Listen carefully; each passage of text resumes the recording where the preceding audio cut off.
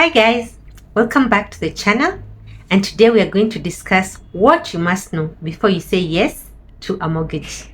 Before we even think of applying for a loan, just stop first.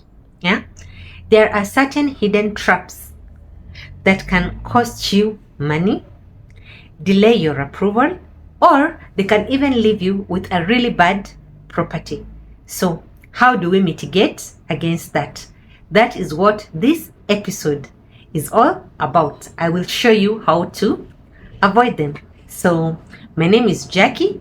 Welcome back to the mortgage series, and today we'll be breaking it down, the must know checks before you say yes to a mortgage. So the first one, what are the CRB truths, valuation surprises, even off-plan risks that you may encounter? Now for the CRB, you're normally listed. And why do the banks use it?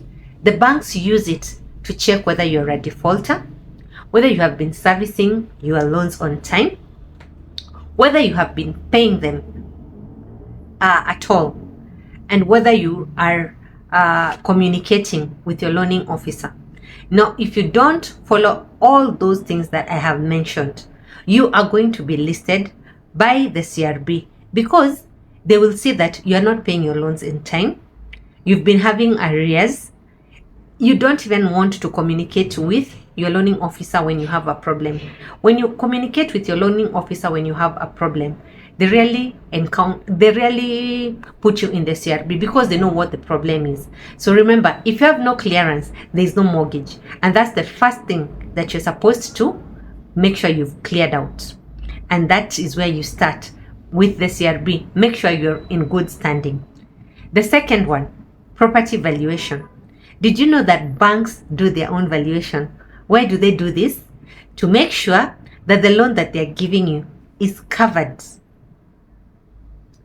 before you buy it, because the property can either be overvalued or it can be undervalued. So if it's overvalued, they will tell you that it's overvalued, and they will also ask you whether you still want to go ahead with the process, because in case you're not able to pay for it, will you be able to sell it? They also check market value versus the sale value. These two are not the same. And while they're doing all this, you should keep in mind that you as the buyer will be responsible for the valuation cost, which normally costs between 10 and 30,000. So if your valuation comes lower than the property you're buying, they will ask you to top up the difference. So the third one, letter of offer.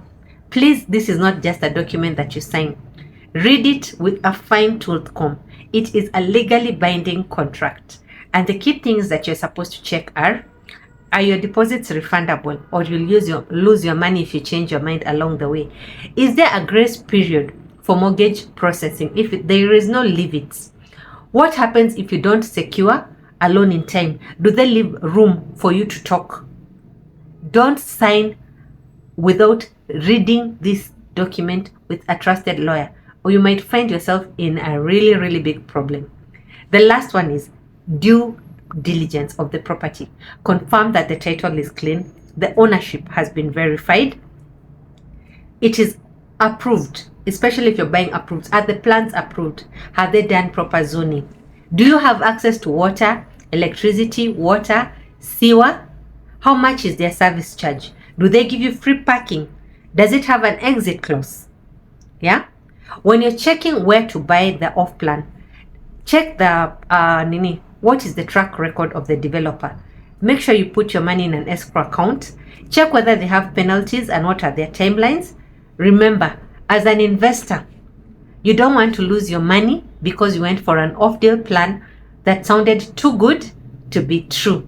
Once you verify that the developer is a bona fide developer, then you can go ahead. Usually off-plan, they're cheaper than buying a ready-made property. So I hope you realize that getting into a mortgage, it's also about protecting your investment. You're not just buying for the sake of owning a home. You might buy a home that has a lot of problems. So make sure that you have due diligence. So if you have any more questions about CRB valuation or checking what to check before you sign, this is the place to be. So if you like this video, remember to like, share, comment, subscribe so that you don't miss out on the next part, which is episode 3, where we'll go into the actual loan application process. We'll do a step-by-step. What are the documents you need? What are the loan costs you will incur? Because they're costs you will incur. What are the legal costs that you will incur? And how long will it really take?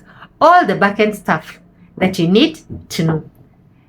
And you will be in a better place to make a decision. So I'll see you in the next one. So bye-bye for now.